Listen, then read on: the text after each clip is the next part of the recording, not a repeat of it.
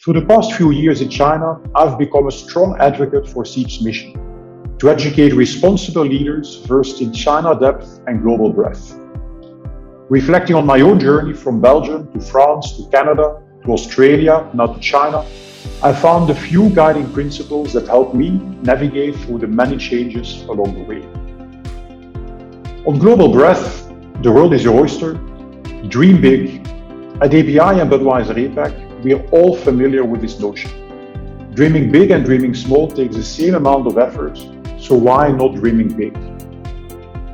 As you may already know from the SEEP's award-winning case study, that in 2019 we went for IPO twice within 6 months, while divesting our Australia business in between. My team and I, we traveled to 9 cities, including Hong Kong, Singapore, London, Boston, New York, San Francisco. 3 times. We met over 460 investors during 142 one-on-one meetings, over 60 group meetings in just 26 days. Why did we do that and not give up? Because we dream big. We aspire to be a regional champion in Asia, to enable more localized decision-making, to further consolidate the beer industry in the region, and attract local talents like you.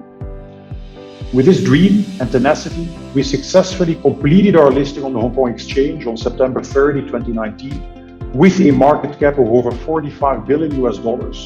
And in December 20, we were fast-tracked on the Hang Seng Index, the only beer company at the time to be in the index.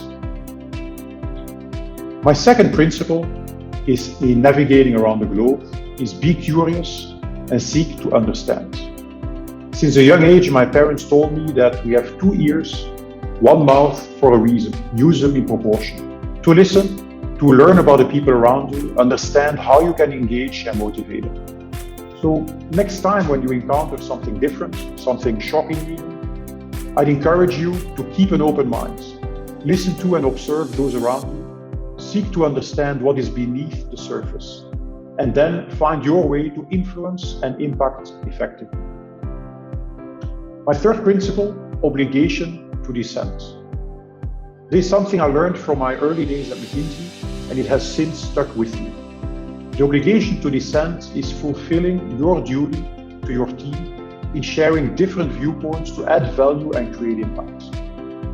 In South Korea, for example, as the strong market leader with double the market share of the next brewer, we faced fierce competitive pressure in 2019 when our competitor launched a new brand and invested disproportionately in it. After seeing little results from deploying our typical playbook, it was one of your fellow alumni, Nikhil, an India gentleman from class of 2019, who had recently joined us in South Korea after SEEP's at that point, that led the cross-functional team to a deep dive on the key success factors of the competition brands and provoked us to completely revamp our main brand Cass, from liquid to bottle design to derive superiority over competition.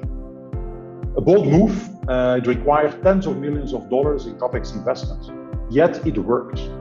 Cass has since been growing its brand power and market share consistently since its relaunch. These 3 guiding principles, dream big, be curious, the obligation to dissent, they've helped me tremendously through my journey around the world.